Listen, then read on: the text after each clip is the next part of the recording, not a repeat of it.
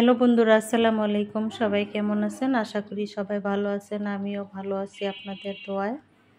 দেশি মুরগি রান্না করব। প্যান বসাই দিলাম। প্যানে পেঁয়াজ, তেল, তেজপাতা, দারচিনি, এলাচ দিয়ে দিলাম। পেঁয়াজগুলো এখন ভাজা ভাজা করে নিব। পরিমাণ মতো লবণ দিয়ে দিলাম।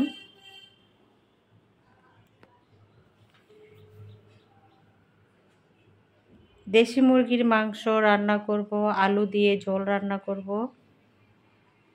আদা রসুন দিয়ে দিচ্ছি।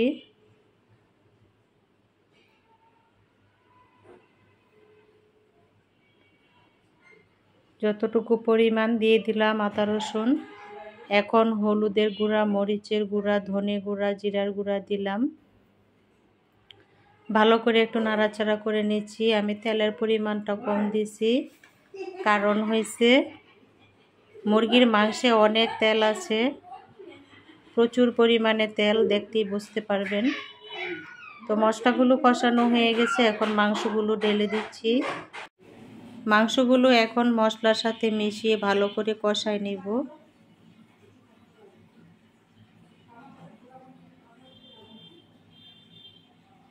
মুরগিতে অনেক তেল হয়েছে, সেজন্য তেলের পরিমাণটা আমি একটু কম দিয়েছি। তো ঢাকনা দিয়ে ঢেকে আমি কিন্তু মাংসটা জাল করে নিচ্ছি।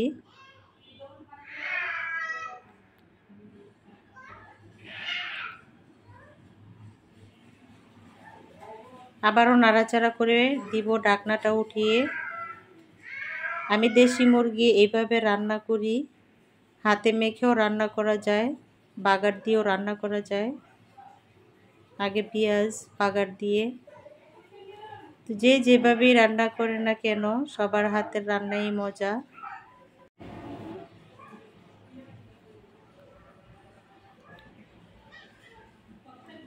যে যেখান থেকে আমার ভিডিওটা দেখতেছেন সবাইকে অনেক অনেক ধন্যবাদ। আর সবাই একটা লাইক দিয়ে আমার ভিডিওটা দেখবেন।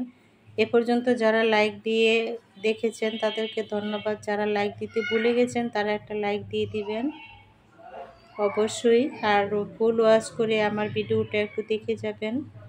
অ্যাড সহ ভিডিও দেখে নেবেন আপুরা, অ্যাড স্কিপ করবেন না। যে আপুরা আমার অ্যাড সহ ভিডিও দেখে দিবেন, আমিও তাদের অ্যাড সহ ভিডিও দেখে দিব। যাদের এখনও মনিটাইজেশন হয় নাই তাদের আমি লাইভে সময় দিব, আমার ভিডিও দেখে দিবেন অ্যাড সহ। বুঝতে পেরেছেন আপুরা? যে যেখান থেকে আমার ভিডিওটা দেখতেছেন সবাইকে অনেক অনেক ধন্যবাদ জানাচ্ছি। আমার মাংসটাও হয়ে গেছে কষানো, তেল বেশি উঠেছে, অনেক তেল উঠে গেছে। মাংসের ভিতরে প্রচুর পরিমাণে তেল আছে। তো এখন পরিমাণ মতো পানি দিয়ে দিলাম। দেশি মুরগির ঝোল আমি খাবো, আলু দিয়ে রান্না করতেছি, একটু ঝোল ঝোল রান্না করব।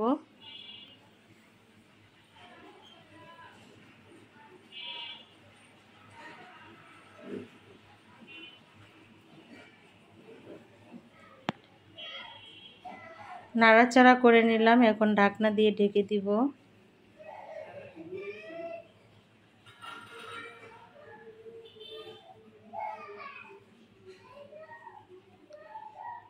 এই তো বলক এসে গেছে, ঢাকনা তুলে দেখাচ্ছি।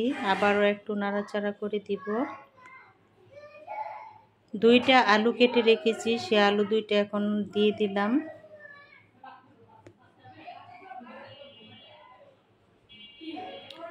তা আমি ভয়েস দেওয়ার সময় যান্ত্রিক শব্দ, বাচ্চাদের শব্দ শোনা যাচ্ছে, কিন্তু আপনারা ক্ষমা সুন্দর দৃষ্টিতে দেখে নেবেন।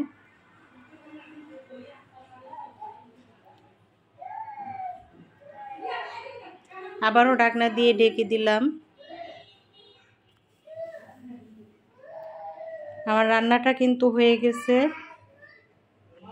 আমি গরম মশলার গুঁড়া, জিরার গুঁড়া দিয়ে দিছি।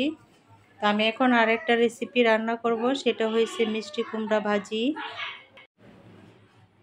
পেঁয়াজ এবং শুকনো মরিচ দিয়ে আমি এখন নাড়াচাড়া করে নিচ্ছি। শুকনো মরিচটা দিয়েছি, খুব সুন্দর একটা পোড়া পোড়া ফ্লেভার আসতেছে, খুবই ভালো লাগতেছে।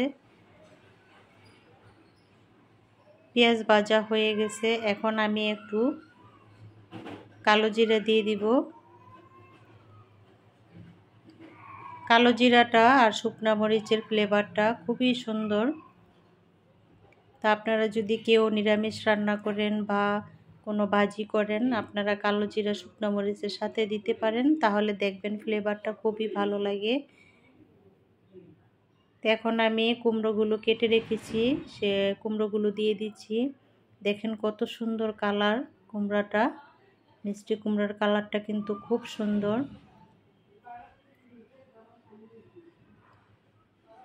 দিয়ে দিলাম, এখন একটু নাড়াচাড়া করে নিব।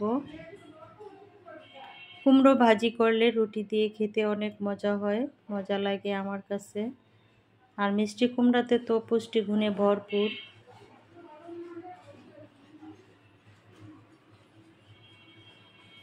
একটু হলুদের গুঁড়া, একটু মরিচের গুঁড়া দিয়ে দিলাম।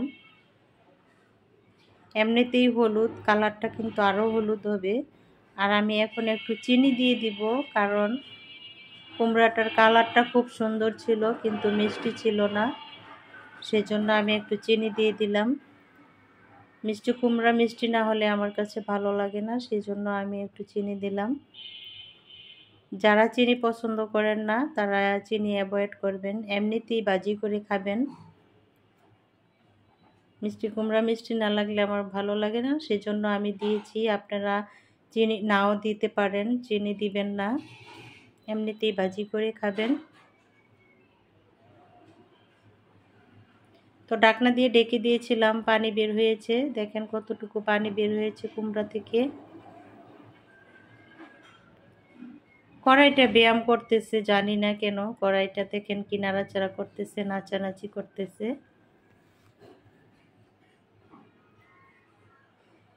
তো নতুন বন্ধুরা যদি এসে থাকেন আমার ভিডিও দেখে, চ্যানেলটা সাবস্ক্রাইব করে যাবেন, আমার পাশে থাকবেন, আমিও আপনাদের পাশে থাকবো, ভিডিও দেখে আসব।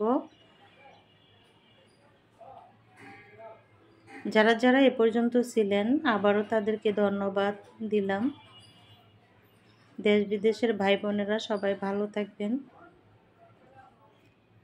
তো আমার কুমড়ো ভাজিটাও কিন্তু হয়ে গেছে। তো সবাই ভালো থাকবেন, আল্লাহ হাফেজ।